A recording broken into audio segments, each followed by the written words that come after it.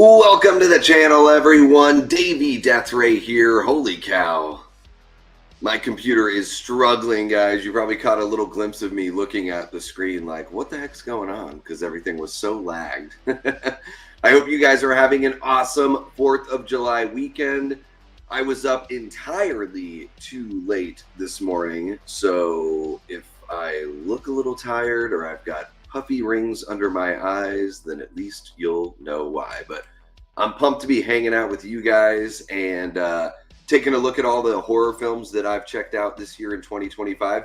Yes, I am notorious for being behind on everything, but this year it's been a little bit better as far as checking out movies go. So a lot of time has been freed up in my personal life. So I've been able to check out a lot more movies than usual, and I'm excited to go through the ranking with you guys here.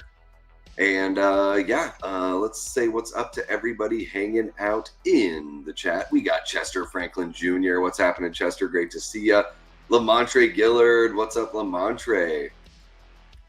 We've got Paula Fitzhenry, one of our great channel members. How you doing, Paula?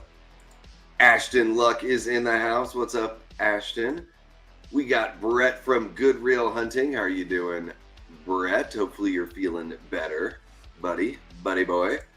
We got Gina from My Chunky Jordy. How are you doing, Gina? Hopefully everything is going well for you. And we got Gene Whitacombe in the house as well. How are you doing, Gene? So great to see you. Yeah, guys, yesterday was great. You know, I worked on the 4th of July. Yesterday, I got to chill out a little bit, you know, relax, all that kind of fun stuff, hang out with the family a little bit as well. And then I went out to Tempe, which is about 40-ish minutes away from where I live, out in the Phoenix area, and met up with Braden Timmons and Destiny Faulkner. I finally got to meet Des. It was so great. We had slices of pizza from our favorite pizza spot. Well, Des and mine's favorite spot. I would imagine Braden's got to love it too. Although he's, you know, from Illinois, so I know he's a deep dish kind of guy. But this is your traditional kind of New York by the slice sort of thing. But it was great, you know. Just got to hang out and chat with those guys about everything. So really, really cool. It's always fun to, you know, with Braden, I've seen him here and there, you know. I saw him at H45 briefly, but, you know, he lives in the area, so we run into each other at press screenings and all that. We just don't get to, you know, or we haven't set aside the time to hang out very much. So it's always really cool to just be able to, you know, meet and chill with your digital friends in real life. So that was a blast. That was really cool.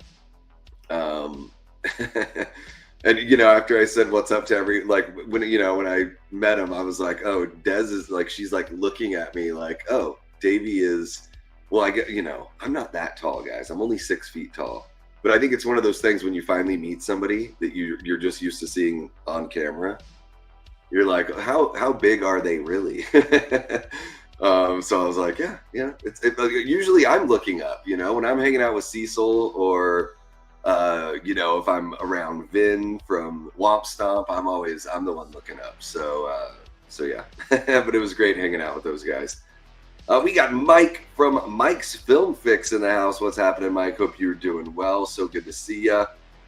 We got Adrian James in the house as well. How are you doing, Adrian? So good to see you also. And it looks like we're all caught up with everyone hanging out. Hopefully you guys are doing well. Yeah, but 5'11", you put on some shoes and you're basically 6 feet tall. I don't think of it as very tall either. But I guess, yeah, I mean, just when you don't know. Like when I met, I'm sure you guys have heard other people tell a very similar story. When I met Frank and Darren from the Slaughtered Lamb Movie Podcast at age 45, I always thought that Frank was going to be like 6'3", 6'4", something like that. He just seems like a big, tall dude on camera. And it's the opposite. You know, Frank is, 5'10", 5'11". Darren is like 6'3". It's wild. Like you don't see it on. It's so strange the way you see people on camera, and then when you meet them in real life, it's it can be very different. But yeah, guys, I was up way too late. I've been playing a lot more guitar lately. I'm starting to get blisters on my fingers. That's how long it's been since I've regularly played. And I started writing a song last night and just sort of, was up. Let's just say that. Cody says 5'9", but it's all pure muscle on Cody Snyder. Pure muscle. Yeah, I mean, what, 5'9", 5'10" is, I think technically that's like average height for guys, right? I don't even think of myself as a tall person at all. But I guess, you meet somebody that's 5 feet tall, like Dez is pretty tiny. So, yeah, let's see here. So Cody has joined us. Thank you so much, Cody. So pumped to see you in here. Hopefully traveling is going well for you. And yeah, guys, we're going to rank I've got a TierMaker ranking all set up for I think I've seen like 15 horror movies this year so far. And I know this is nothing unique. A lot of channels are doing this. I wasn't going to do it, but I asked you guys if you wanted to see it, and it seemed like you guys were interested enough. But really quick, guys, because I've got to be a shill for my shit. We've got new gear on the Fourth Wall Shop, and our gal, Denise Wheat, one of our Patreon members and channel members, she reached out and she was like, you got to get your logo on this stuff, bro. She's like, you got to put the logo on there. So I found a creative way to get the logo on the hats and to get the logo on the shirts and sweatshirts. So I wanted to share it with you guys. And I also have a discount code. I think it's 15% off. And if you type in Death Squad, that's your 15% coupon on any merch that you buy. And look at these slick hats, guys, with the Davey Death Ray logo there in the background. We got the superhero look, which is what I'm calling this yellow font. It's the superhero Death Squad font. Then we've got the slime Death Squad font as well. And the logo's positioned a little differently there on that as well. And then even on like the mugs, I got the logo there. And we have different versions of the trucker hats. So there's the embroidered versions are $18. The standard, like just ink printed, are only $15. So very affordable stuff here. Got the Davey Death Ray logo on the I Saw That in the Theater enamel mug, which is it's from our Jamie Hart line of merch. And then even if you look at this hoodie here for the Death Squad, you can see that I put the logo in the corner there down below. So we've got some versions of the t-shirts and the sweatshirts that have either the white logo. Some of them have a black logo as well. So there we go. There's the white logo here and the black logo on this one. Somebody was saying to do the Brat green last time I went live. So this one's called Leaf is what this green is called. It's the closest one that Fourth Wall has to the Brat green, which to me is just lime, but I guess we can call it Brat in honor of whatever her name. What is her name? Charlie, I don't know, XCX or something like that. I don't know. I don't know what you kids do these days with your pop music. I don't understand it, and I'm not going to pretend like I do. And even though StreamYard is hilarious, even though I made this layout, like, there we go. That's the layout that I made, but for whatever reason, they wanted to put me in the other layout. But yeah, guys, merch is popping right now on the Fourth Wall site. I'm really digging the way the logos are worked in there. Hopefully you guys like that as well. There's different colors for all of these. So, you can get some different flavors there. Pink for the ladies, there you go. And different colors on the shirts and hoodies and all that kind of stuff too. The Death Squad slime really pops with the purple there. The purple makes the green pop, the green makes the purple pop. Groban likes his ladies to pop, so there you go. We got Joel from Dark Room Reviews in the house. What's happening, Joel? How are you doing? Jordan Decker is in the house. Jenks from Twisted Locker says Final Destination 6 all the way. You mean Bloodlines, Jenks? Bloodlines? Jenks is probably very happy because I saw Presence and quite enjoyed it. I know Kurt didn't really dig that one too much, but I quite enjoyed it. So there you go. I'm going to do that. There we go. We got Jamie Hart. Speak of the I saw that in the theater inspiration. There she is. How are you doing, Jamie? Our original Death Squad mod. Make a Halloween Ends Defense Squad mug. That would be pretty good. Yeah, Halloween Ends Defender. Something like that. I love Halloween Ends so much. Haven't been around much because I deleted YouTube to avoid Death Stranding 2 spoilers. What's Death? Is that a show or is that a game? I don't know what Death Stranding is. Raggedy Man is back. How are you doing, Raggedy Man? So great to see ya. And you know, guys, Joel had asked about getting watch hours up. So, just for anyone out there that has a channel, if you guys are interested in getting watch hours up, I recommend going live. You know, this channel, the Davey Death Ray channel, is by no means a wild success or anything like that. It took me a long, like, they might have changed the rules or the parameters for monetization on YouTube. I've heard something about that, but when I got monetized, you had to have 1,000 subscribers and you had to have 10,000 hours of watch time. So it took a long time for us to get there. I think it was last September when we got monetized here. If you want to get watch hours up, I recommend going live. And I recommend doing it at least once a week.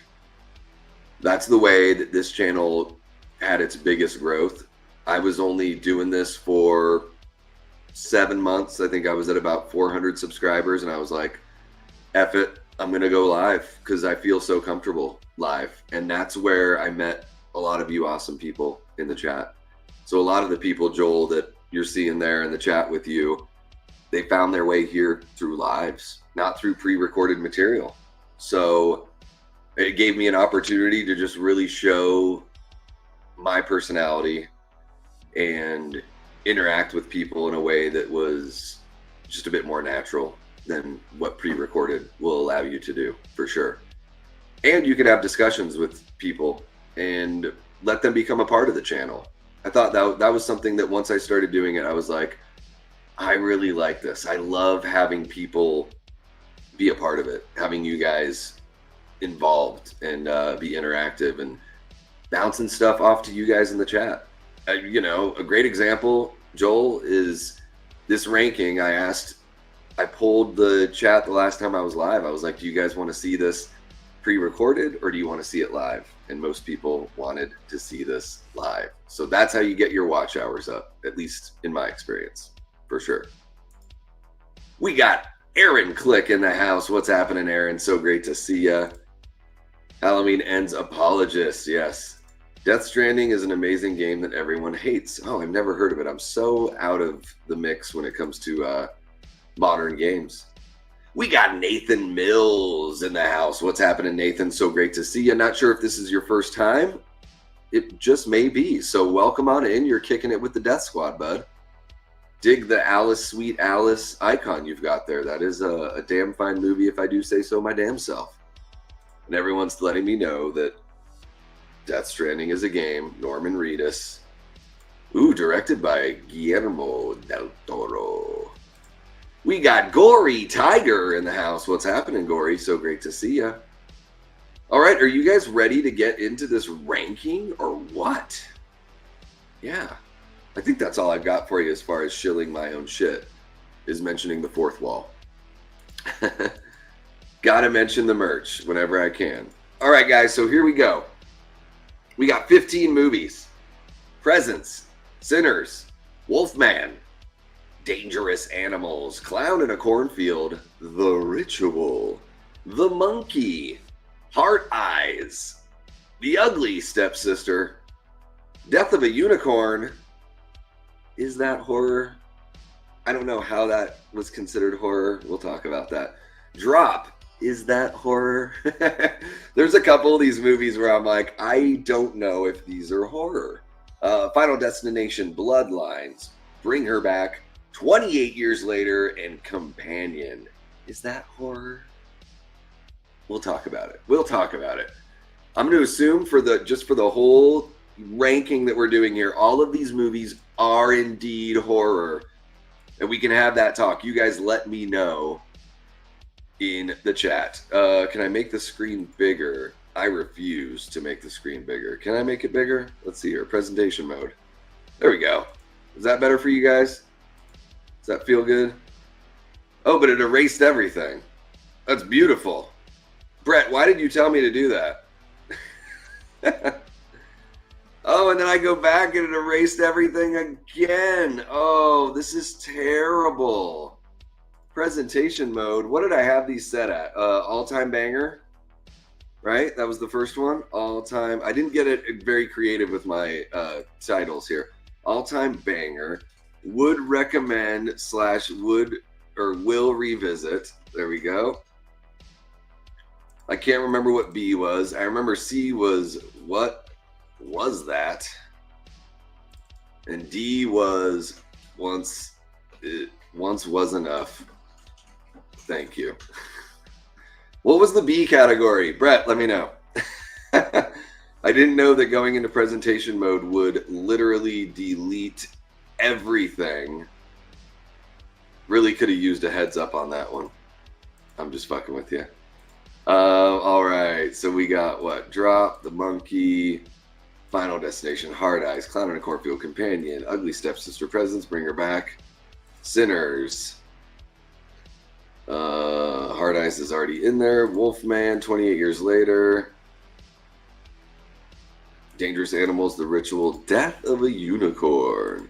I think that's all. Oh, but it won't let me upload these. This is getting to be really fun now. I'm so happy that I did this right now. Oh my goodness. Okay, so it let me bring in 3. Interesting. Okay.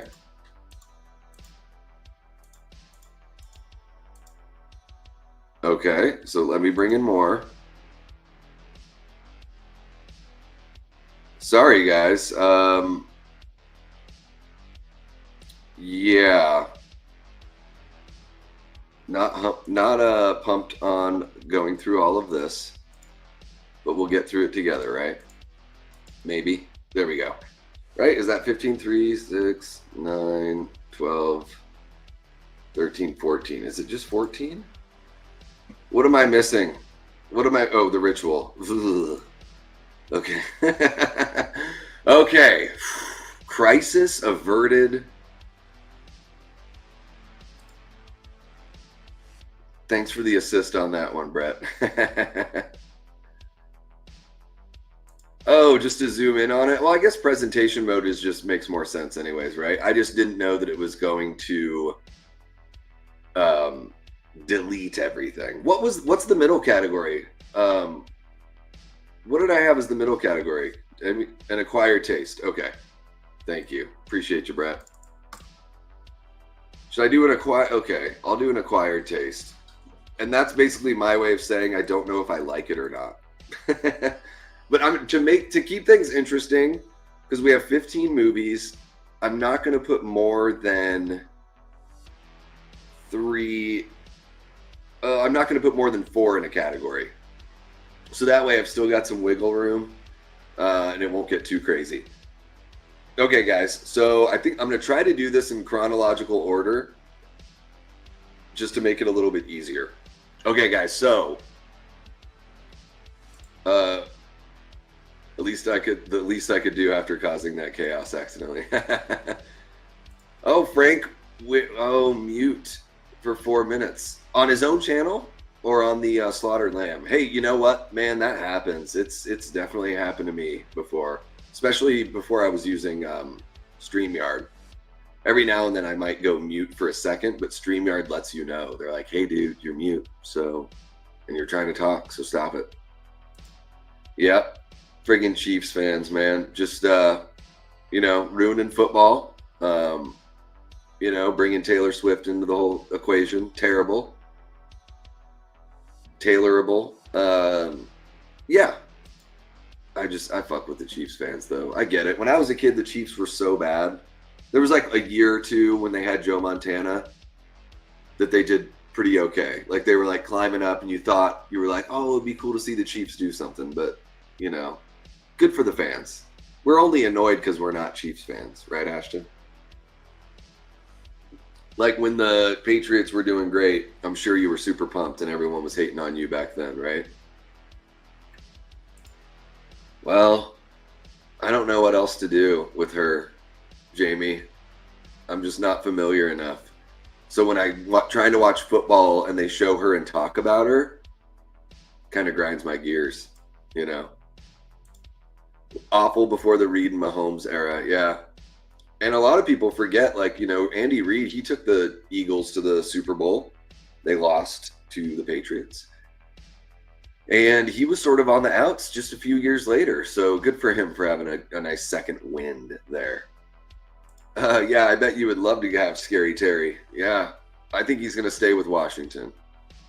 That's my assumption, but yeah, until it's done, it's definitely open for him to pick wherever he wants to go. Okay, guys, let's do this TierMaker.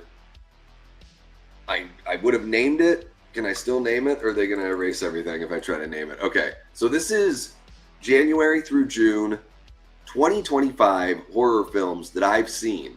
So I know there's other horror movies that I just haven't seen. So we're going to do these and rank them in order of release as best I can remember, because I have no idea when Death of a Unicorn came out. Okay, so Wolfman, guys. Lee Whannell's Wolfman. I thought the first 2/3 of this were pretty good.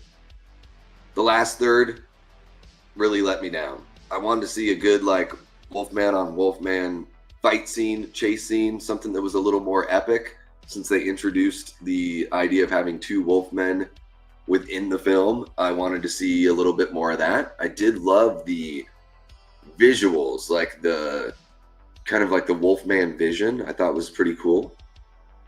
I thought, what's her name? Is it Julie Gardner? Really good. Really damn good. Like, I didn't watch Ozark, but I know everyone says she's great in that show. I think she's really good, and I loved her in this movie. And I don't know about her playing the Silver Surfer in the Fantastic Four, but I think she's a very talented actress. Looks like she's going to be fantastic in Zach Kreger's Weapons as well. So, but Wolfman overall, I would say, like, in the last third of the movie, it fell pretty far for me. I would say, being nice to Wolfman, I would say that this is an acquired taste.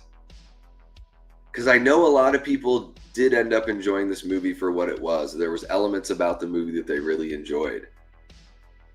I just felt sort of deflated at the end. I was really enjoying the first, yeah, like I said, 2/3. It just kind of ended with a whimper. So I would say an acquired taste. Maybe it would be better on a revisit, or maybe it would be worse. But I'm going to put it right there in the middle, because it didn't make me ask, what was that? Although, I loved the Adam Does Movies had a really great thumbnail. Or a really great, was it a thumbnail or was it his post where he was like, dude just needs a shave and a shower? I thought that was pretty great. Okay, and then moving on to, when did Death of a Unicorn come out, guys? Do you guys know when Death of a Wolfman, Death of a Unicorn came out? Yes, you were mad hated. Like the simplicity of it, third act and all. Okay. Mid-tier, Wolfman was rough. Upper tier for Aaron. Yeah, I just thought when they brought his dad back as like the second Wolfman, that was, you know, showed up and then it was over. It was just like, okay, that's all you're going to do with that? Lame. Unicorn was March. Okay. March, maybe April. Oh, shit. Okay. Wow. I totally missed out on seeing that one in the theater for sure. Okay, so let's go on to, what do we got? What was the next one? Presents from Steven Soderbergh. really like this one. And it's very slow burn, guys. It's not an exciting movie by any means. It's not a thrill ride or anything like that. But it is a very unique approach at making a film. I loved the first person camera work. It was very thoughtful how they staged everything, and it felt like watching a stage play at times. And I was able to, like, basically from the beginning of the movie, I'm not going to say anything to spoil anything for anyone, but at the beginning of the movie, I was already like, I think I know where they're going to go with this. Just based on kind of what I've heard about, like, the last 10 or 15 minutes, like, you know, basically being the you know, what you're there for. The last 10 or 15 minutes really do make the movie come together. But this movie is only like an hour and 24 minutes. And I love that. Like, no need to drag it on. Let's just make a nice tight feature. And, you know, Lucy Liu was the only performer that I recognized, but every performer is very strong here. And there is a solemn nature. Maybe it's just what I brought to the viewing experience, but when I watched the movie, I was very, like, right from the beginning, I was like sad. I was feeling sad for the presence, for the spirit, you know, whoever they may be. It just seemed like this lonely, kind of helpless existence. And maybe in a strange way, I can relate to that. So I really enjoyed Presence. I don't think it's an all-time banger, but I do think Presence is, I would recommend / will revisit. I think this is a movie that's better when you watch it, as, like, once you know what's happened, you know the reveal and you know how it all plays out, you know. It's not like Strange Darling as far as, like, the storytelling goes or anything like that, but it's like Strange Darling in that it is a very rewarding second viewing experience. It's the kind of movie that if you enjoyed it, you want to watch it again and see if you can pick up on anything that maybe you missed the first time through. The music in Presence, the score, absolutely beautiful. This is a movie that I didn't know if I would like, kind of a coin flip from based on everything I've heard, but I quite enjoyed it. Not an all-time banger, but I do think something that's well worth watching more than once. Honestly, Presence was fine to me, says Mike's Film Fix. Loved the last 20 minutes, but the rest was just meh. Yeah, I mean, it's all there to build up everything, right? I really like Presence, says Aaron Click. It's another one that's fairly simple, but I appreciate it. I'm right there with you. Cruel ZV popping on in says, Davey, what's up? Just thought I should join and say hi before I try to make a video and go to a basketball game. Hope everything is well. Stay slashing. You too, Cruel ZV.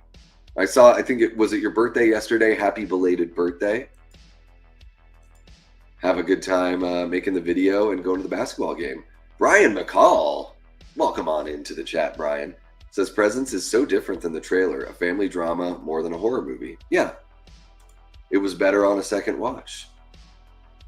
I can totally see that. And that, you know, some of these movies, whether or not they really are horror, you know, I guess it just is kind of, sometimes it can come down to, like, you know, where are your boundaries for horror? You know, where do you cut that off at, you know?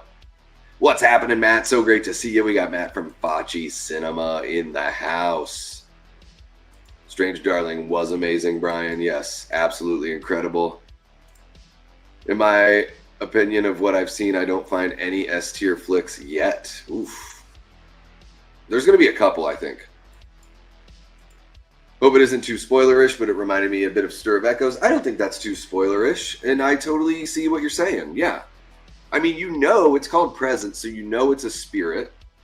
And usually when you have a spirit or a ghost in a movie like this, you know, that's living in a home, there is some sort of injustice or some sort of reason for it being there. So I don't think that's too spoilerish at all. I love Stir of Echoes as well. Really, really good. Yeah, very good comparison. Absolutely. Okay, so let's go ahead and move on over to, what was the next one that came out? Hard Eyes? Guys, everyone ripped on Hard Eyes, man. I don't get it. The people that ripped on Hard Eyes, I really don't get it. you know, here on the channel and just when I think about movies in general, I like to kind of grade them on the curve of what kind of movie they are. So we've got a Valentine's Day slasher film, which is a shit subgenre. We've basically got one really good Valentine's Day slasher movie, and it's the original My Bloody Valentine. The remake of My Bloody Valentine is maybe a C movie, you know, average, nothing great about it. Jensen Ackles is a dreadful performer on film. He might be better on TV. I haven't watched Supernatural. I've only seen him on the Smallville show. I didn't think he was good there. I just don't think this guy can act very well. He may be incredibly handsome. That can be true. And he can also be a really bad actor, like Jessica Alba. You know, beautiful woman, no talent. That's how I feel about Jensen Ackles. That's how I feel about the My Bloody Valentine remake. It's just, it's there, and I'll watch it because it's there. Valentine with David Boreanaz, absolute garbage. Throw it in the trash. Pour gasoline on it. Burn that shit alive if you have to. Valentine is a fucking joke of a movie.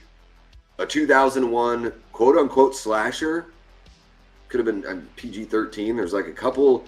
The Cupid Killer looks cool in a couple of those scenes. It's just so underutilized. Valentine is such a disappointment.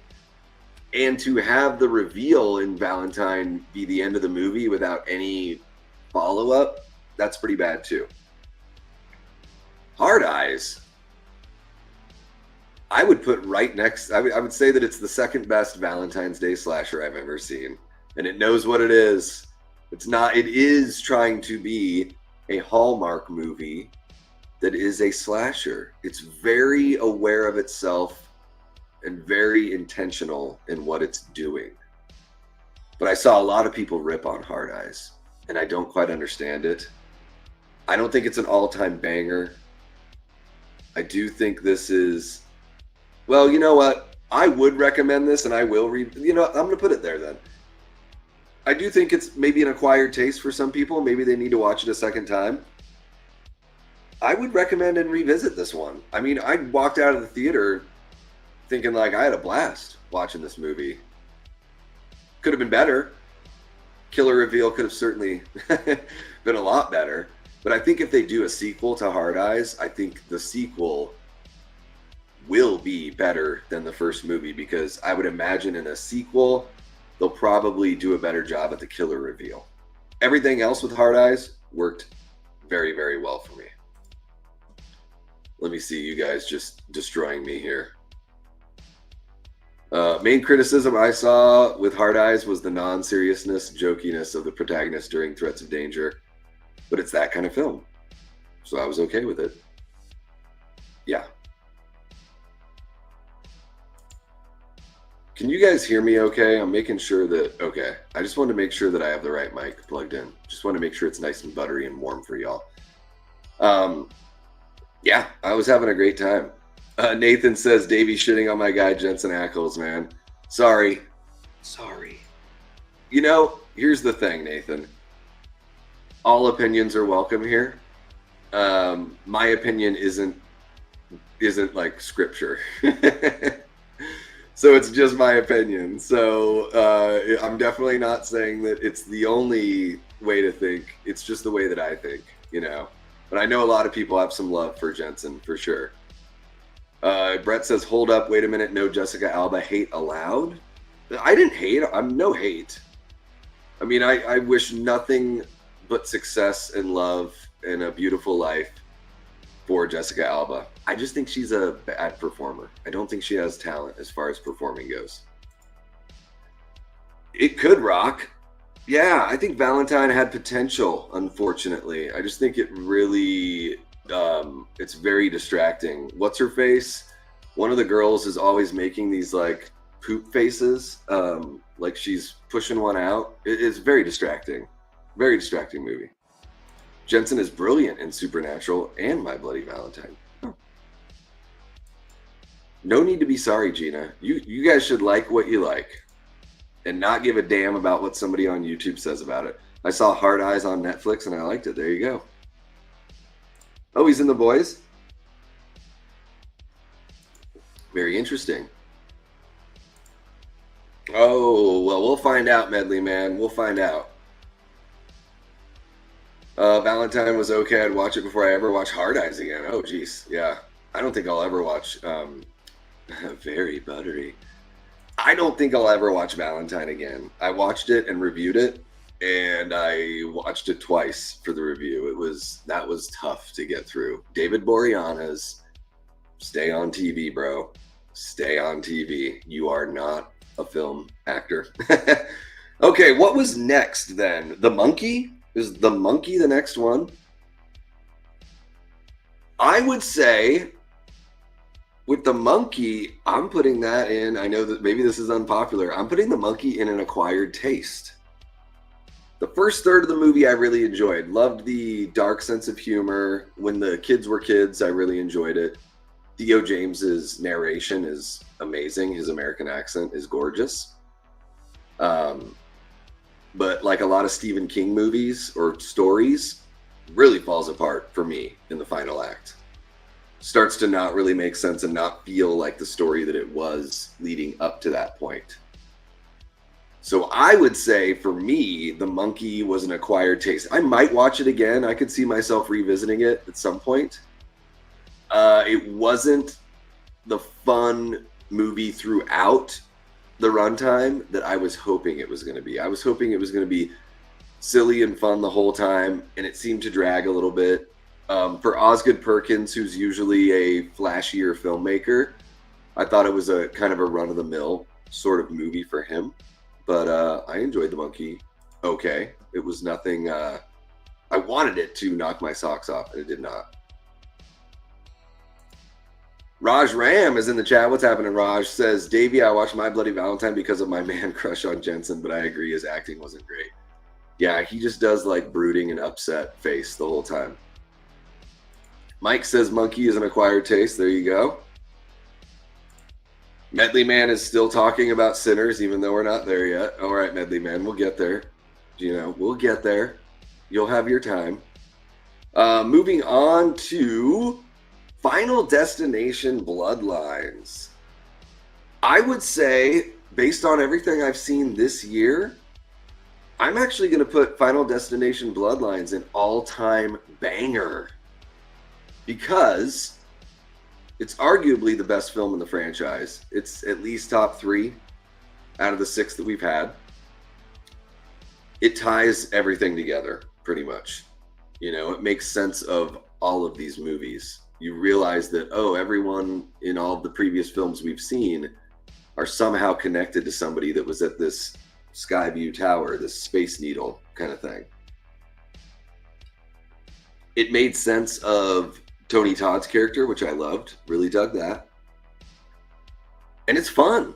This movie's fun. This franchise isn't great, in my opinion. I think it's like a B- franchise overall. But I would say based on what we've gotten this year so far, Final Destination Bloodlines was really fun. Really fun. So relative to everything that's come out this year, I am considering Final Destination Bloodlines an all-time banger. There you go. Maybe that's my first hot take. I don't know. Let me know. Aaron says, I love The Monkey. Really like the underlying message about just living your life how you want without fear controlling you. Yeah, I definitely did not get that one. The Monkey was a blast. It was more entertaining when they were kids. Yeah. Yeah, not a bad movie. I think just a middle of the road. I think you're on about the blonde lass who eats maggot chocolate and Valentine but never remember her name, whereas the other blonde is called Dorothy. It's probably Shelley, but not sure. One of the blondes is in Scream 4 and 5. And then the other one, man, she just has these faces. Watch my review. Go hop on over to my videos on the channel if you've not watched my review of Valentine and give that review a watch. That was a fun one to put together because I kind of tear into that movie a little bit. Put Bloodlines in the second tier. Love the movie, but the third act felt so rushed. Yeah, I would say the premonition to me was like the part that seemed to take quite a while. The premonition was pretty long, but Uncle Filthy is in the house. What's happening, Uncle Filthy? Says, what's going on? I haven't seen much of the 2025 releases yet, but this might help me categorize the watch list. There you go. And yeah, I might put, if I were allowing myself to put more movies in these tiers, I might drop Bloodlines down, but we need to, I want to even things out. I don't want it to be that everything is in the second and third tier. All right. Let's see here. Lawnmower kill was a good one. Oh, there's so many fun kills in Bloodlines. All right, guys, drop.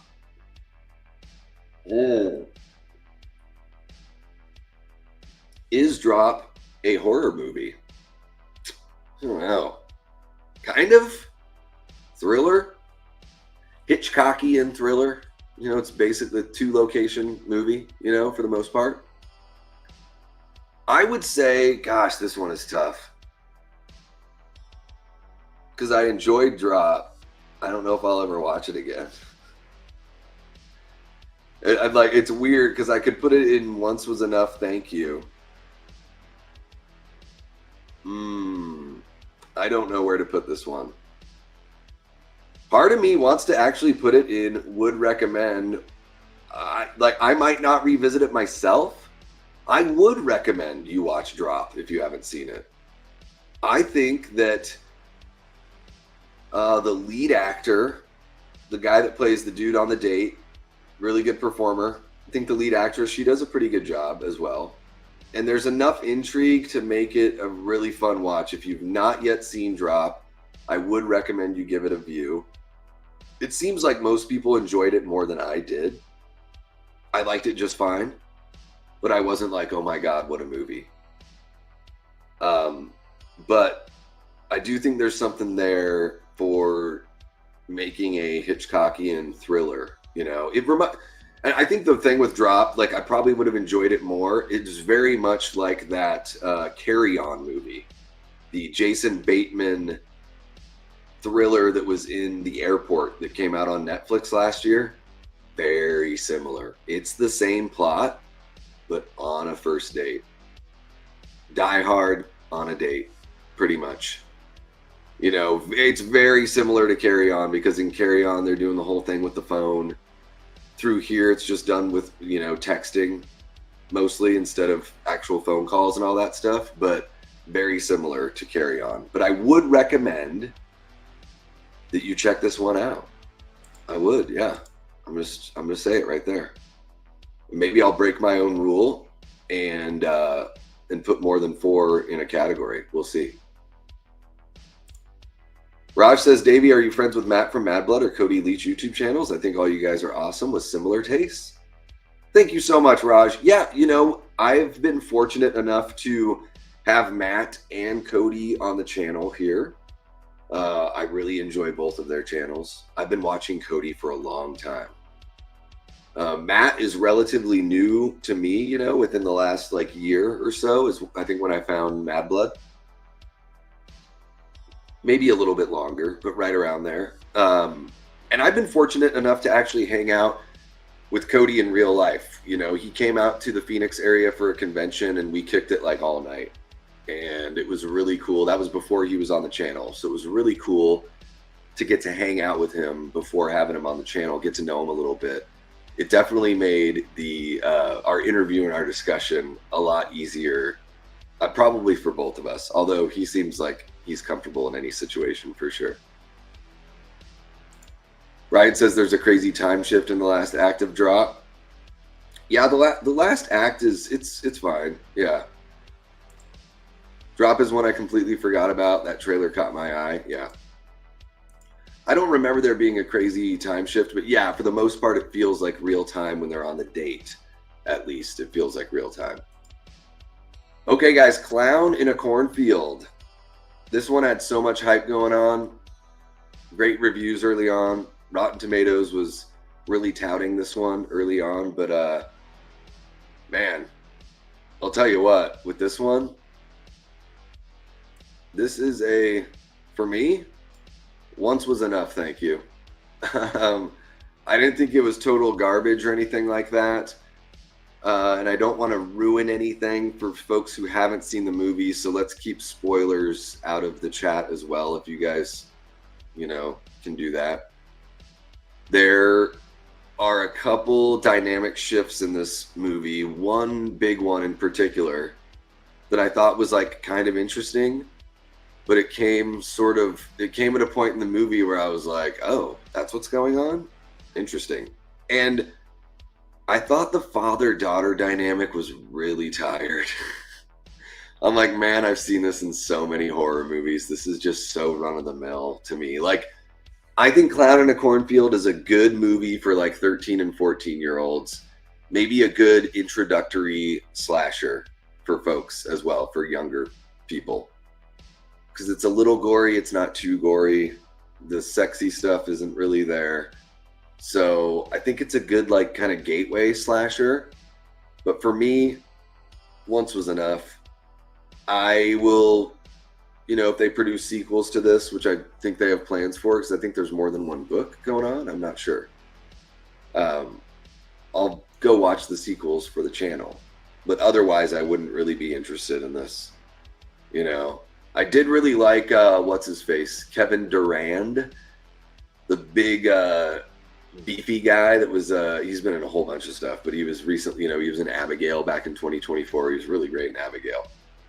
A movie that I didn't absolutely love, but I really dug some performances there, and I really enjoyed him. And Kevin Durand is awesome in Clown in a Cornfield.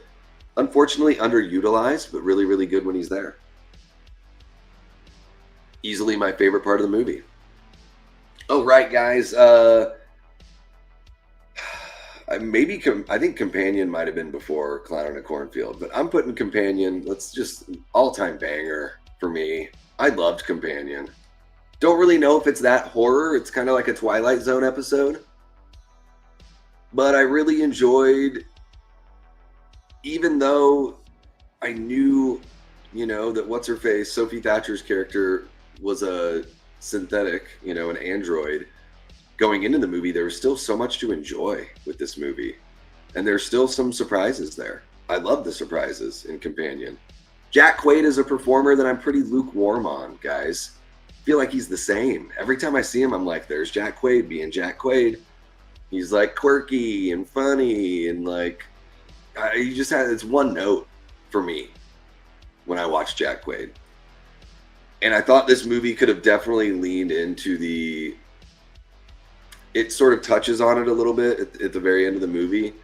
The toxic masculinity thing or whatever you want to call it. It touches on it, and it could have been a lot more heavy-handed and a lot more cringeworthy. But I don't think it reaches those heights. I think it does it in an understandable way, considering the confines of the story.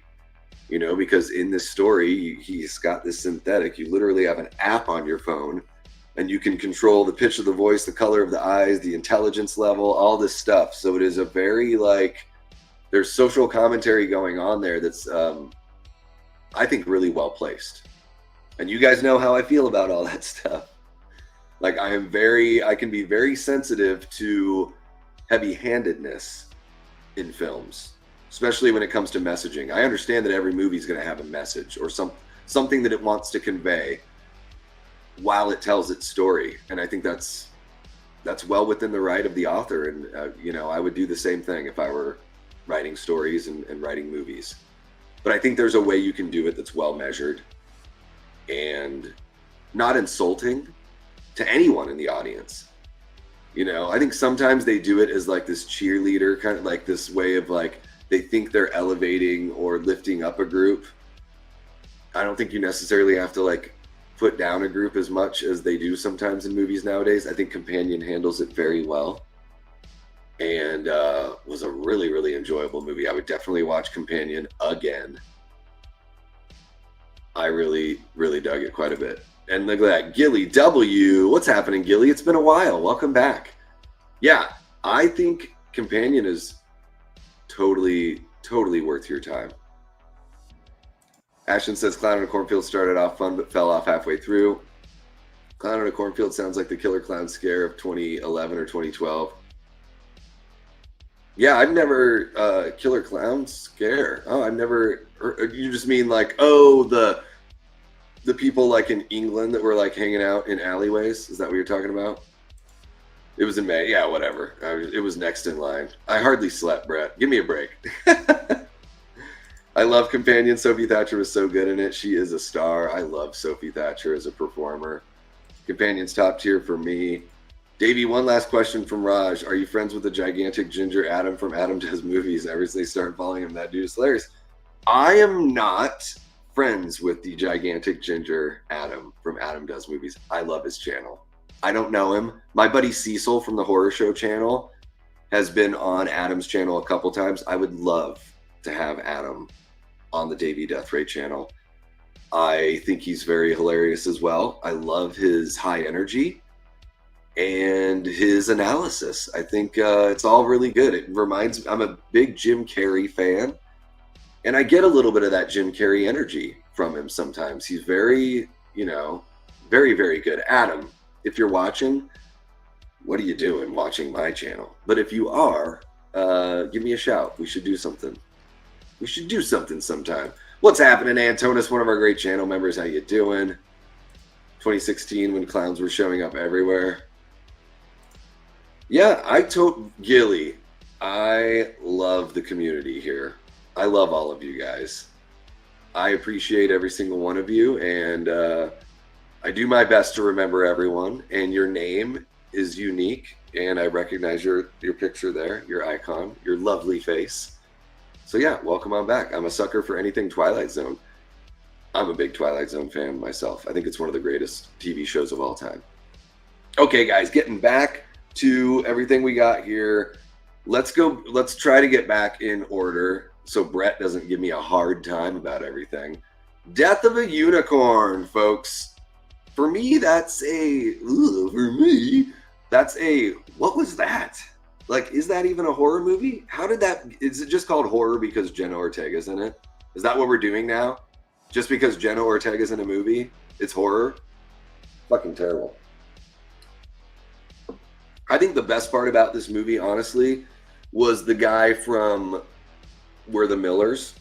That kid, hilarious in Death of a Unicorn. Hilarious. His outfits, almost everything he said was cracking me up. The movie's really weird, though. This movie plays almost like an Aliens kind of movie, but with unicorns. And again, pretty tired on the father-daughter dynamic. Your classic angsty teen kind of stuff. And I just think sometimes it's like, yeah, we've all been there. We've all been teenagers. We've all either been the angsty kind of goth kid or we've had friends that are that. I just felt in this one they were just sort of, they just didn't have much to work with. They had a title and they had Paul Rudd and Jenna Ortega, so they knew they had something. But to me, Death of a Unicorn is a what was that? This movie seems like it's constantly trying to figure out what kind of movie it is and what it's going for. So I didn't hate it or anything. I'll probably just never watch it again, Oh, I know, Brett. You're such a sweetheart. Thank you, bud. So yeah, Death of a Unicorn. What was that? And then moving on to what was next? Well, probably Sinners was next. Sinners, fucking all-time banger.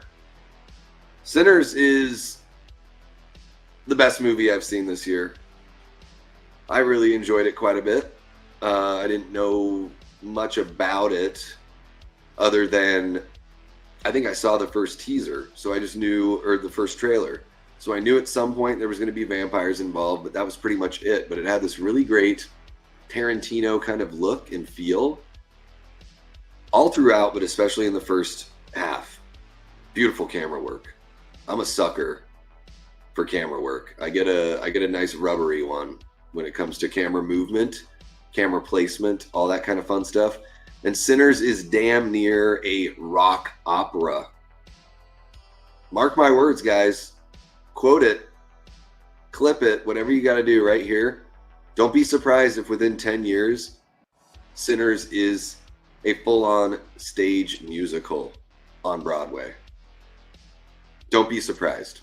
if you added one or two songs here, it's basically a musical. I mean, especially if you add like another song in the earlier part of the movie, because there is some music in the early part of the movie, but if you threw in another one, even more so would it be, you know, that musical kind of level. Really enjoyed Sinners. What else can I say? I'm sure a lot of you guys really enjoyed it as well. I know that not everyone is super hot on it, but I enjoyed it quite a damn bit. I think Ryan Coogler has put together something really special with this one. It's the best movie of his that I've seen. I haven't seen every single one of his movies, but it's certainly better than Black Panther, which I didn't think was very good at all. Black Panther is probably like a C+ movie for me. I agreed with the villain more than the hero. I love Michael B. Jordan. What can I say? He's amazing in Sinners, and Sinners is a fantastic film. Yeah, Brian says modern classic, great writing, great looking, great acting, and the music was sensational. Brett says Haley Steinfeld. Yeah, I mean, even you could do the sweating hot emoji as well, Brett, because she is smoking hot in this one, and horny and sexy as well. Gilly says I have to see a lot of these, so this tier list is a must. Thank you so much, Gilly. Really appreciate you. What's happening, Eli? So good to see ya. Sinners kicks major ass. My favorite of the year so far. There we go. I've only seen a few people who basically said they didn't know what the fuss was about with Sinners. Yeah. Eli Oprah Cortez. Oprah? Is that because he's always doing John Travolta? Thank you so much, Gina. I didn't even say that at the beginning of the stream. Yeah, guys, if you haven't already, hit that like button. If you're not subscribed, maybe think about subscribing. How about it? How about it? And then do I have a poll going on in the... Ooh, RoboCop. RoboCop's winning. That, I might have to push that watch party to tomorrow. We'll see, guys. I was up very late and I'm very tired right now. I'm struggling to make it through the stream. Thank you for sharing that, Eli. Yes, guys, Good Real Hunting is a fantastic channel. Check them out. And I should have said this at the beginning of the stream as well, but thank you to everybody that is subscribed. We finally broke 1,500 subscribers here on the channel. So that's a fun little milestone for all of us here. Hopefully you saw one of my posts. I posted on Insta about it. I posted here on YouTube about it. I couldn't do it without you guys, obviously. And I wouldn't have the drive and all of that without you guys as well. So, you know, you guys know that I love you and I appreciate every little bit that you do. And I love this community so much. You see me in other people's chats when I'm not streaming myself. And what you guys have done for me mental health wise through the ups and the downs, that, you know, for those of you that don't know, I'll give you the condensed version. Recently got divorced. The marriage didn't even last 3 years. It was it was a very jarring experience. I thought I was with my best friend, and it became very obvious that the opposite of that was true, unfortunately. So I would have liked for it to end amicably and be peaceful, relatively speaking. But it was a fucking nightmare. And you guys were there for me. So thank you so much. You guys picked me up out of that ditch. So I really appreciate it. I'll be thanking you guys forever for that one, for sure. And at this point, I wish I had more water because I'm all out of water. And we've got 5 more movies. So let's rip on through this here. Oh, you're too nice, Eli. #1 channel on YouTube. Yeah, right. Yeah, right. There's so many channels that have millions of subscribers, Eli. They're the #1s. All right, guys. So what is next here? Ugly Stepsister. I'm going to put Ugly Stepsister in... What was that? This movie was wild. I don't know if I liked it or didn't like it. It was very well made and a really interesting take on the kind of Cinderella story. You know, from the different perspective, and the body horror was really interesting. The sexual nature of the film that pops in a couple times is somewhat surprising. If you've seen the movie, you know what I'm talking about. There's some shots where you're like, whoa, we wouldn't do that here in the US. But this is a Danish film, I believe. So they go for it, man. That's pretty wild stuff. I wanted this movie to be either a little bit shorter or have more of the body horror like early on. It really ramps it up in the last like 20 minutes or so. But just an okay movie. I think it's worth watching, but a movie where I'm like, whoa, what the hell was that? Very surprising to me in that sense. Let's see here. Sorry guys, I'm very very dry in the throat. Okay, so moving on here. Bring her back. Medley Man said this is S tier. I think this is an acquired taste. Bring her back for me is an acquired taste. I can't put it in would recommend or will revisit because I went to watch it a second time and ended up leaving. Because I was like, all right, I already get this. Like, I already know what this movie's doing. I don't think it's as good as Talk to Me. It's a very well-made film and well-acted film. The story just really didn't resonate. So if the story resonates with you, you'd probably put this in would recommend or all-time banger. The story really didn't resonate for me, though. So, yeah, unfortunate. I wanted to love this movie. And for the first third of it, I really did. But after that, I just started to get bored. I wasn't very invested in what was going on, unfortunately. So yeah, bring her back. I think that's an acquired taste. Guys, I might have to run and grab water really quick. I don't know. Will you guys hate me if I grab a water really quick? I'm going to do that. I'll be right back, okay? Don't leave. Entertain yourselves in the chat. I'll be right back.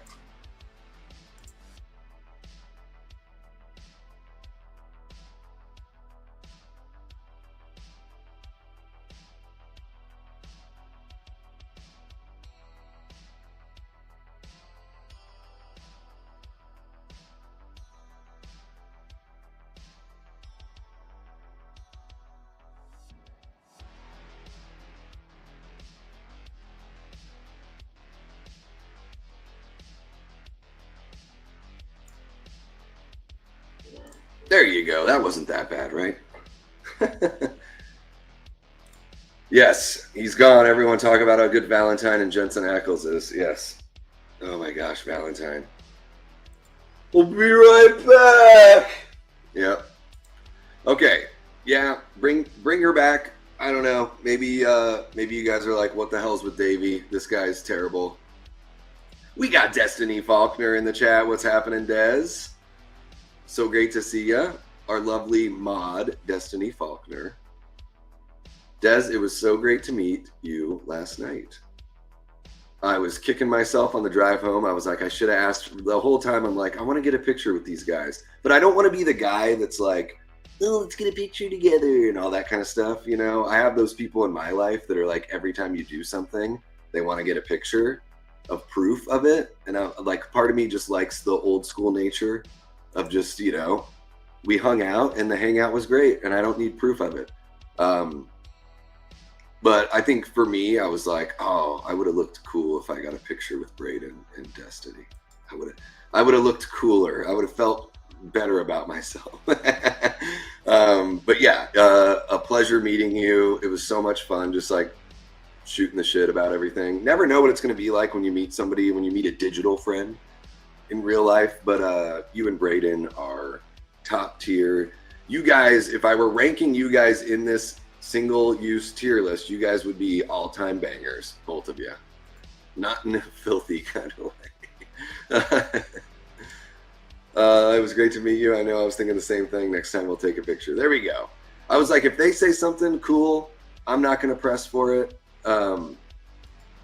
Yeah, no worries. No worries. It was great hanging out. And you made me feel good about my height, looking up at me like, oh, wow, this guy.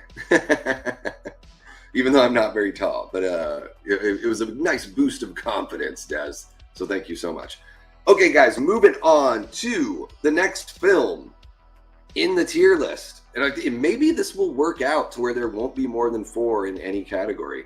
I think so. Dangerous Animals. I think Dangerous Animals for me is a would recommend, will revisit. I don't know if all-time banger is appropriate for this one. I think that's a bit too lofty. There is a lot of like almost escaping but not quite escaping kind of business going on in Dangerous Animals. But I loved Jai Courtney's performance here. I know people give him a lot of shit. He's been in some movies that have just been ripped apart. I don't think because of him, though. I think this guy's a solid performer. I think he is chilling in Dangerous Animals. I loved the soundtrack here. The needle drop songs they picked, I thought were very intricate, or they helped tell the story. They went right along with the story, so very appropriate, I guess is the right word. And what's her face? The girl from Yellowstone that's in like Tacoma FD and all that. What's her face? I can't remember her. She's got some interesting name that I'm totally forgetting right now. You guys let me know in the chat. Brett probably knows.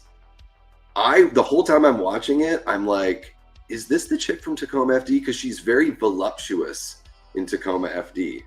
And even the stuff I saw her in Yellowstone, like very curvy. I like that. Like I'm a big I like it. I like curves. I like a little something to grab onto. What can I say? Like that's just always been my taste. I don't know. I mean I don't even have like a type. Like, you know, look, if you're hot, you're hot, and there's no denying that. But usually I find myself when I'm checking somebody out, usually they are a little more on the voluptuous side. And so when I saw her in Dangerous Animals, I was like, wow, she looks a lot like that girl. I just didn't think she was, because she looks so different. Like she's got her movie star body now. And she looks great in Dangerous Animals. I don't know why I'm talking about her body or focusing on that. I guess to even it out, let's talk about Jai Courtney's body. Barrel-chested, big burly man in this. Like big, still fit. I could see why, I have a tough time. I have a tough time knowing if men are good looking in the face. I know what like body types are popular and all that stuff, but when I see someone's face, I can't tell if someone would think they were good looking or not, really. So I don't know if Jai Courtney's like a handsome, good looking guy, but there is something like charming and sexy and alluring about the kind of monster he is in this movie. He plays it very well. So there you go. I even it out, talking about what's her face's body and talking about Jai Courtney's body. Oh, save me from myself. Let's see here. Happy to help. You are tall. Only 6 feet. Only 6 feet. It's not that big. Oh, Brett is 6'2". All right. Damn. Dangerous Animals was only here for 1 week. I missed it. Can't wait to see it. It's really fun. Yeah, it is really fun. Let's see here. All right, so Uncle Filthy's name is Dan. All right, so we've got a name for Uncle Filthy. There we go. I'm all curved, says Dez. No, I am not. Dez, you are lovely. You are lovely. We're not here to... You know, it's not about a certain body type over any other body type. And Dez, I jumped on, Braden just watched Return of the Living Dead the other night for the first time, and I had to jump in the comments and be like, oh, dude, get ready for that Linnea Quigley dance scene. Dez, you got nothing to worry about. Linnea Quigley's got nothing on you, all right, girl? You're totally all right. I can't not think about that dance when I think about Return of the Living Dead. They're just part and parcel for me. Yes, the character's name was Zephyr. That's right. I'm trying to think of what the actress's name was. It's a different kind of name. It's not like I don't know.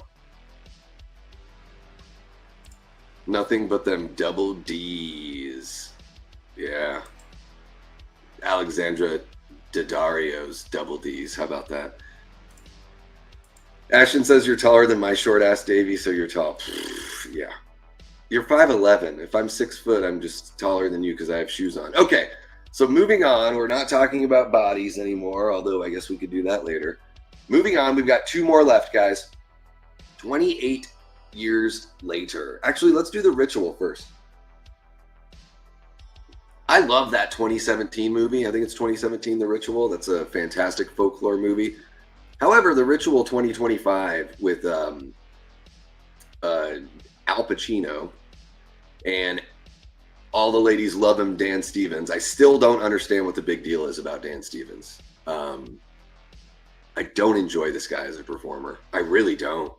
He annoyed the hell out of me in Abigail. I'm just going to say it. Like, he was a big time bug for me in Abigail. I don't get it with this guy. People love him. Maybe I just need to watch The Guest because I know everyone loves that movie. I've not seen The Guest yet. But I don't understand the Dan Stevens hype. It seems to be an actor that, don't get pissed off at me, everyone. He's a British dude. So I see a lot of British people that love seeing him find success. I think that's great. So I see a lot of Brits that like him and a lot of ladies that like him. But every time I see him in a movie, I'm just like, what's the big deal with this guy? He's really bad in this movie. But granted, the script is dreadful for The Ritual. And I don't like possession films that try to be like grounded. I'm just not into them. Like, even The Exorcist, it's a fantastic movie. I mean, it's a technical achievement. The Exorcist is an all-time banger. I would put that movie up there just for what it's done for horror, and especially horror emerging in pop culture and everything. I just don't like those movies very much. I'd way rather watch The Evil Dead any day of the week. Like, I don't think The Evil Dead is a technically better made film than The Exorcist, but I like it a lot more. I like The Evil Dead a hell of a lot more than I like something like The Exorcist. That's just like individual taste, right?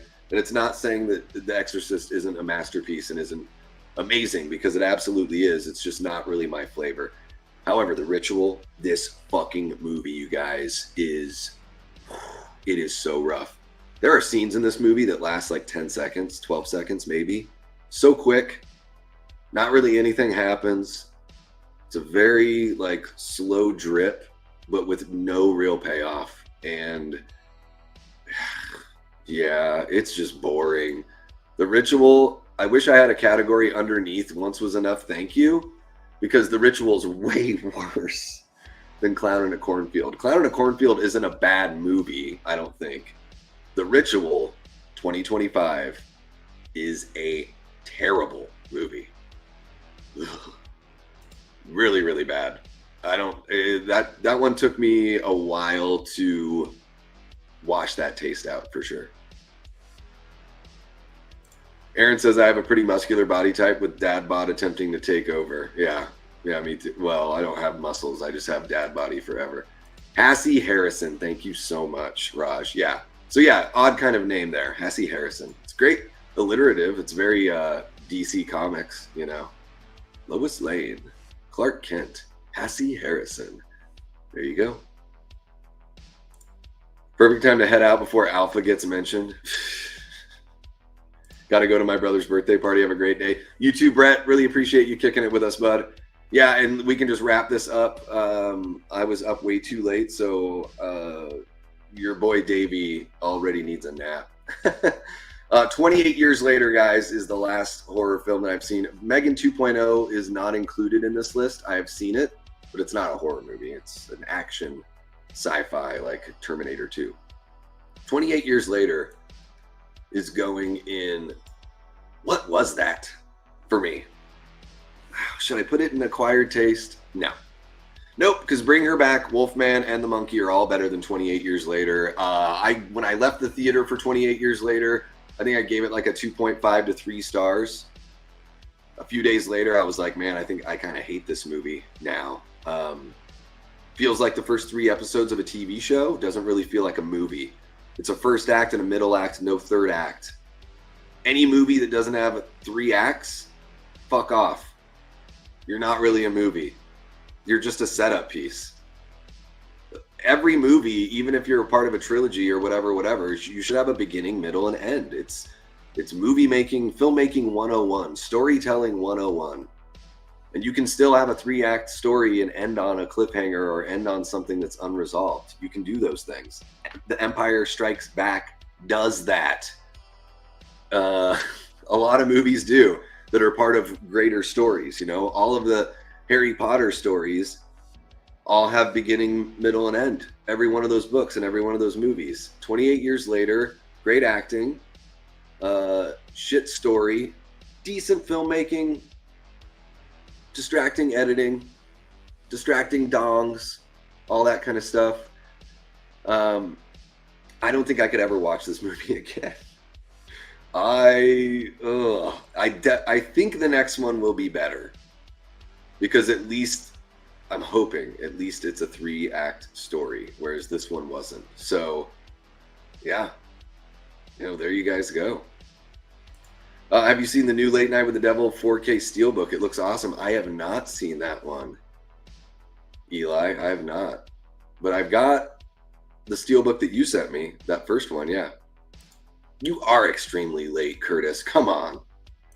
Great. I've come in at the worst possible time. Yeah. No, I'm pretty much all finished. But there you go. Now you can rip on me from, based on my TierMaker ranking here. And look, I thought that I was going to have to break my own rule, because I didn't want to have more than 4 in any category. And look at that. I was able to adhere to my own set of rules. Ashton says, if Aaron gives another performance like he did in Nosferatu and 28 years later, I'm writing him a handheld letter apologizing him for thinking he wasn't a good actor. Dude, I'm right there with you, Ashton. I did not like this guy. Kick-Ass, he was good in Kick-Ass. Didn't like Godzilla or Age of Ultron, and didn't like his performance. Well, I liked Godzilla the movie, didn't like his performance. I didn't like Age of Ultron the movie, and I didn't like his performance. But Nosferatu was awesome. And he's really good in this movie. For some reason, he's just written out of the last third of the movie. He doesn't even make an attempt to go find his son and his wife. It's appalling how bad the storytelling is here and how bad the writing is in 28 years later. The film 28 years later, in my opinion, does not respect the audience. And movies that don't respect the audience or the rules that they set up for themselves, they piss me off. If you love 28 years later, like, more power to you. I wish I loved every movie, and there's probably some movies that I really love that you don't think are very good either, right? Like, somebody that likes 28 years later is probably like, how is Bloodlines in all-time banger? When it's like, well, because the Final Destination series isn't that good. Like, it isn't great, but Bloodlines I thought was pretty high tier within its franchise. The ending of 28 was one of the dumbest things I've seen. Yeah, the last act was very confusing to me. But Davey, ain't it punk rock that it doesn't follow the rules? Fuck the 3-act rules. Anarchy, yeah. I think if you want to be punk rock, sorry about the plosive, if you want to be punk rock in a movie, be punk rock in the way that Evil Dead is punk rock. Show that DIY approach. I don't know if it's punk rock to not give the audience a complete story, but I get that you're making a joke, Aaron, and I think it's very appropriate. Very appropriate. You should be calling me out. Dongs. Yeah, you guys got a sub to the Twisted Locker. Love that channel. Jenks and Curtis are lovely guys. They are my Welsh brothers from other mothers. I say that all the time. They're probably like, stop saying that, Davey. Stop saying that, you handsome American bastard. But I love those guys. Love the chemistry. Really enjoy the channel. Twisted Locker, one of my favorites out there. I jump in anytime I can, for sure. I'm not sure about watching because of the dogs. It can be distracting. Yeah. Yeah, the zombies are all like naked or something for some reason in this movie. And the alphas have these like really rubbery, big old dongs. Which is funny because in the movie they say that the infection is like steroids where it makes them bulky. But steroids, I thought it made your stuff shrink. Or is it just your balls that it makes shrink? I don't know. I don't know much about steroids because I don't take them. So since I don't take them, I have giant balls. Ashton says, hey, we both love ends, Davey. So what do we know, right? Exactly.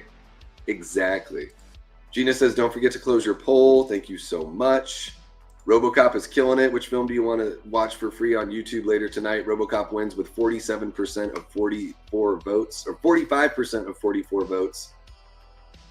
Boom. Closing that one. RoboCop. Talk about an all-time banger.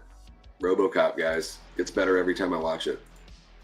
So there we go, guys. There is the tier list. I'll just run it down here, and I'm going to go have a little nap. I'm going to put on some baseball and lay down on the couch and ask myself why I stayed up so late. But yeah, guys, here's for the first half of 2025 horror films that I've seen. We got 15 movies. In the top category, all-time bangers, we've got Final Destination Bloodlines, Companion, and Sinners. In would recommend / will revisit, I've got Presence, Heart Eyes, Heart Eyes, Drop, reluctantly Drop is in there, reluctantly crouched at the starting line, engines thumping and pumping in time.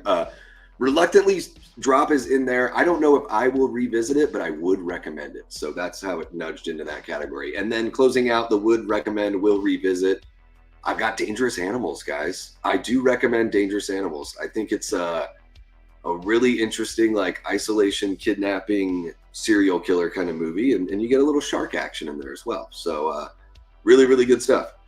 In the acquired taste category, we've got Lee Winnell's Wolfman. Not a bad movie. Not particularly very good. But I'm glad I watched it. And you might find when you watch it, you might be like, I hate this movie. Or you might be like, oh, I really love that movie. So we got Wolfman. We've got The Monkey, which I really enjoyed the first third of. And second, or the last third kind of fell off a little bit for me. But a good movie nonetheless. And then closing out that category, we have the Filippo brothers' second full-length feature, Bring Her Back, which I think is an acquired taste because I don't think there's much meat on the bone for the story, but there are some great practical effects. Definitely a feeling of dread. Really solid performances. Really great technical filmmaking. It's not a bad movie. I just didn't enjoy the story as much as other people. So it's not, I'm not trying to hate on it or anything like that. I enjoyed Talk to Me a lot more. And I know some people enjoyed Bring Her Back a lot more than they enjoyed Talk to Me. I'm so pumped for the Filippo brothers. I'm going to follow these guys and I will be very excited to watch what they do next. Bring Her Back did not lessen my excitement or my appreciation for what they do as filmmakers. And it's so great seeing people that started out on YouTube that have been able to elevate to these heights. I think it's great for all other filmmakers and creative types here on this platform. Maybe your guy Davey will do a little something at some point. We'll see. We'll see, guys. I'm no Dave McCrae. I'm just Davey Death Ray. That's my little. I could write a rap song about that, and only 200 people would understand the reference. All right, and then in what was that category? We've got Death of a Unicorn. What is this? This movie doesn't know what it is. What is this movie? Are you a comedy? Are you a horror? Is this just aliens with unicorns? What's going on here? What was that? And then we've got The Ugly Stepsister.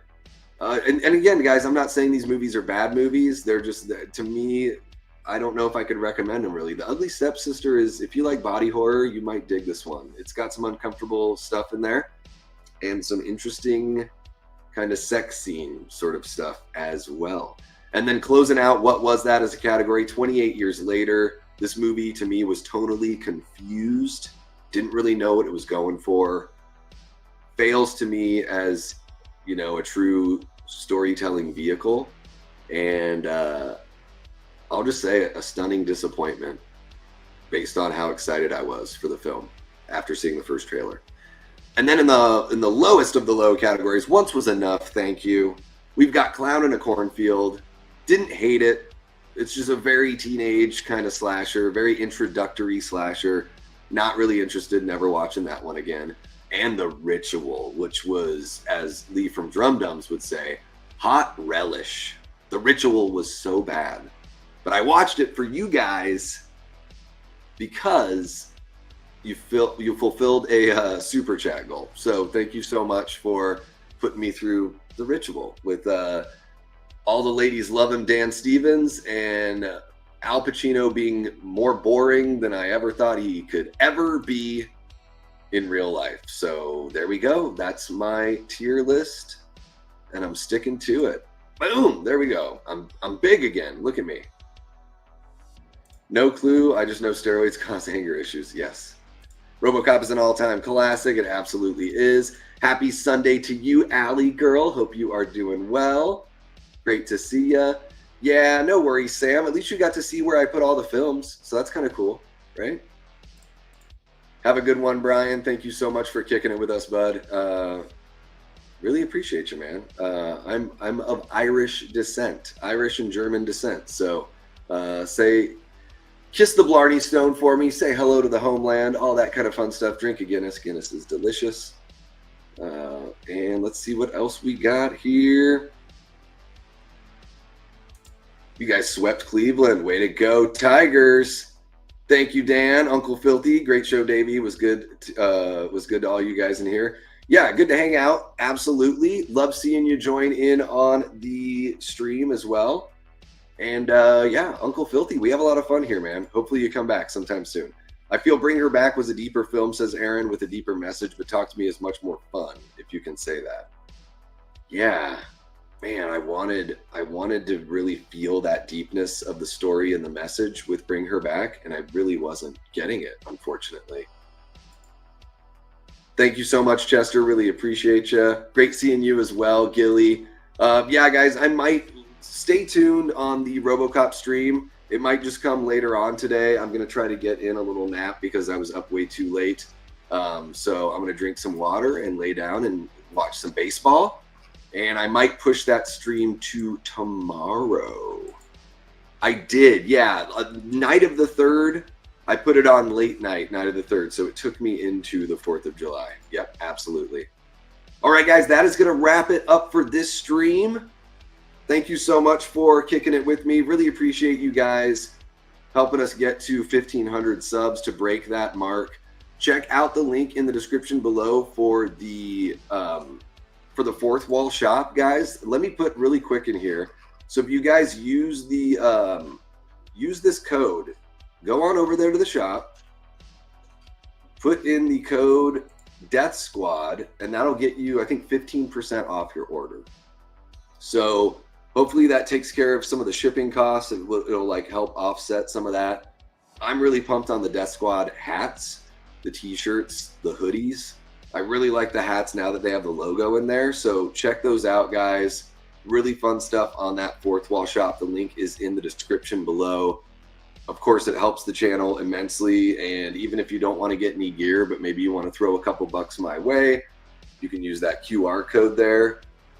Not required, not a requirement, not the room of requirement, but if you do want to order some merch, yeah, right down there, Death Squad, 15% off your order. So there you go. Yeah, guys, thank you so much for kicking it with me. Really appreciate the Patreon members and the YouTube channel members. Big thanks to the Death Squad mods for keeping everything, rolling here smoothly. You guys are awesome. I love y'all so much. I will be back. We will be watching RoboCop either later on tonight or tomorrow. Probably tomorrow. Don't hate me. Don't hate me because I'm beautiful. Have a good one, Allie. And yeah, guys, next week I'm really pumped. Mad Monster's coming to town next week, and we will have some fun surprises for you guys through this channel, the horror show, and then maybe there's another channel where you might see a little Davey Death Ray action. We'll see. But yeah, love you guys so much. Really appreciate you for kicking it. I will be back either later tonight or tomorrow. But until then, I've been and will continue being Davey Death Ray. Take care.